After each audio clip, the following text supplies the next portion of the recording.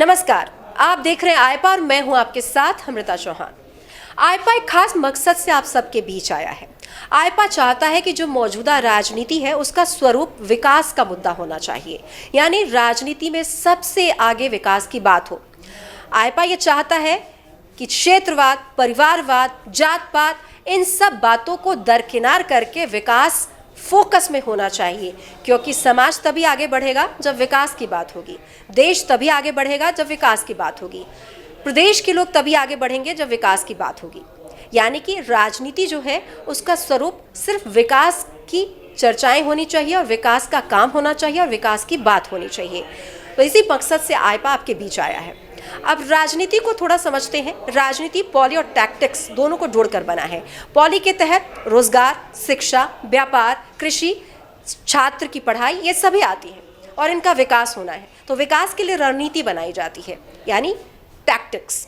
तो पॉली और टैक्टिक्स, इन दोनों को जोड़कर राजनीति बना है। तो हम विकास की बात क्यों नहीं करते हैं, विकास से इतर बात क्यों करते हैं? ये सभी मुद्दा आईपा लेकर आया है और आईपा चाहता है कि समग्र विकास हो, हर कोने में विकास हो, जहां पर सरकार की नजर नहीं जाती वहां भी विकास हो।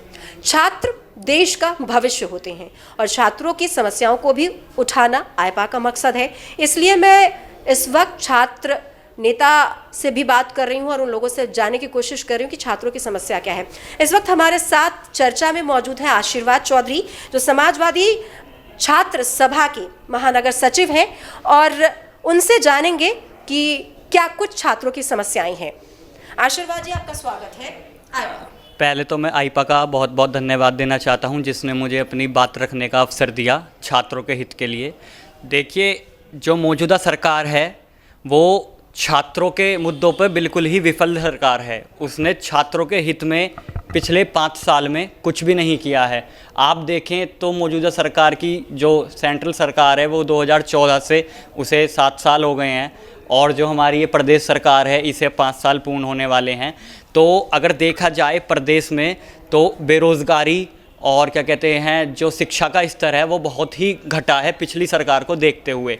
अब आप देख लीजिए, भी कुछ दिन पहले की ही बात है, जो ये आरआरबी एनटीपीसी था, इसमें मैं भी था, मैंने भी 2019 में फॉर्म भरा था, तो जिसमें कि लगभग इसकी फ़ीस जो थी वो 400 से 600 रुपये के बीच में थी, और कम से कम 4 करोड़ बच्चों ने ये फॉर्म भरा, जिसमें कि 2019 से और आज तक इसकी जो वो थी परीक्षा, उसका कुछ अता पता ही नहीं है कहाँ है।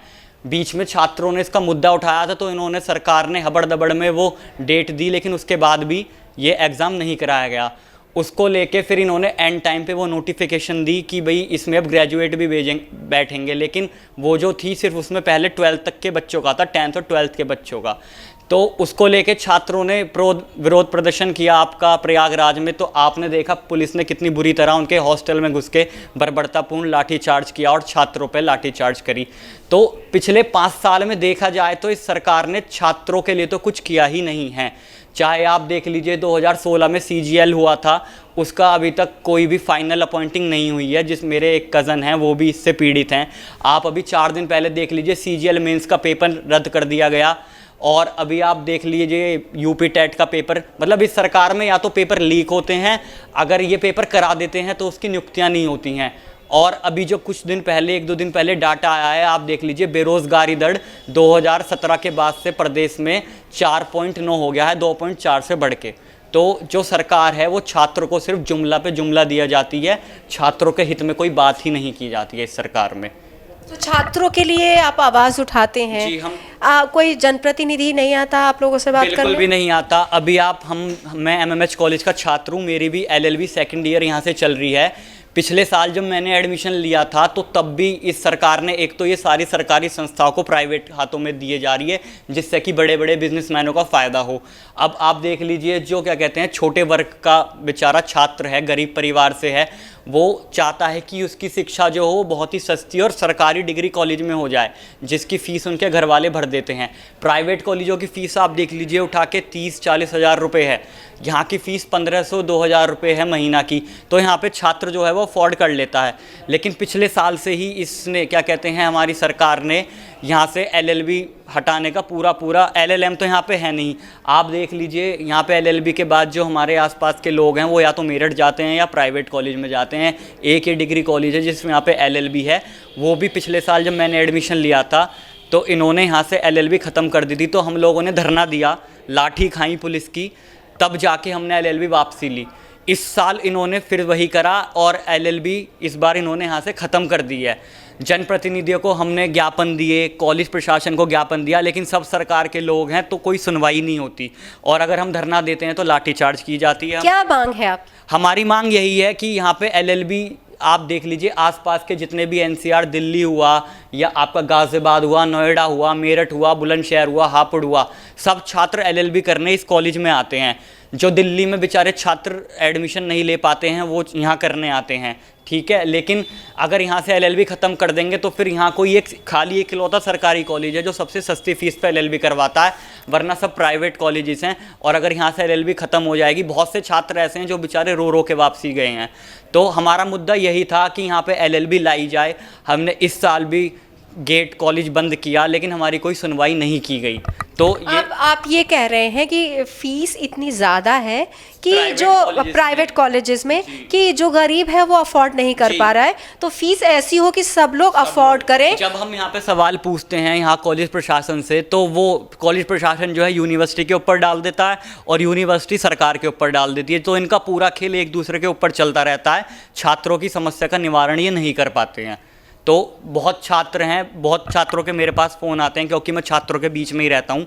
तो सब मतलब उनके घर वाले भी रोते हैं, परेशान रहते हैं कि हम प्राइवेट कॉलेज की फ़ीस कैसे अफोर्ड कर पाएंगे। और इसमें मिली जुली भगत, क्योंकि यहाँ आप देख लीजिए जितने भी प्राइवेट कॉलेज हैं सब भाजपा नेताओं के ही हैं, तो वो पैसा भर देते हैं ताकि यहाँ से LLB ख़त्म कर दी जाए और उनके कॉलेज में की सीट बढ़ जाती हैं और वो पैसा कमाते हैं। आईपा मुद्दों को उठा रहा है, हर वर्ग के मुद्दों को उठा रहा है, छात्रों के भी मुद्दों को उठाया, तभी हम आपके पास आए।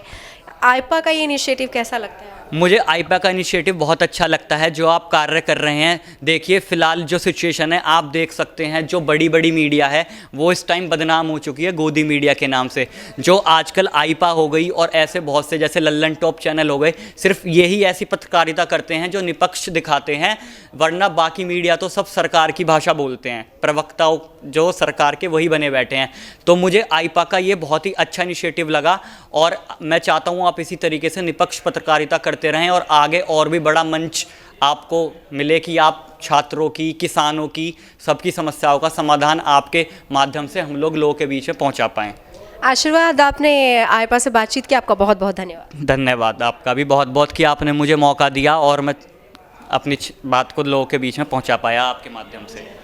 तो ये थे आशीर्वाद चौधरी, जो समाजवादी छात्र सभा के महानगर सचिव हैं। उन्होंने बताया कि छात्रों को किस तरह की समस्याएं हैं और इस पर सरकार का ध्यान देना बेहद ज़रूरी है। दूर दूर के छात्र यहाँ पढ़ने आते हैं और एकमात्र यहाँ पर जो कॉलेज है वो उन सभी छात्रों के लिए है जो कम फीस में इस कॉलेज को अफोर्ड कर पाते हैं। पर यहाँ भी इस कॉलेज को बंद करने की कवायद की जा रही है, ऐसा कहना है आशीर्वाद का। तो छात्रों की मांग है कि जो प्राइवेट कॉलेज हैं जो मनमाना फ़ीस वसूलते हैं वो फ़ीस को कम किया जाए, मनमाना ना करे वो। इस पर सरकार को लगाम लगाने की ज़रूरत है, क्योंकि छात्र देश के भविष्य हैं और छात्रों का ध्यान रखना सरकार की जिम्मेदारी है। फिलहाल इस खास मुलाकात में इतना ही। मुझे दीजिए इजाज़त। नमस्कार।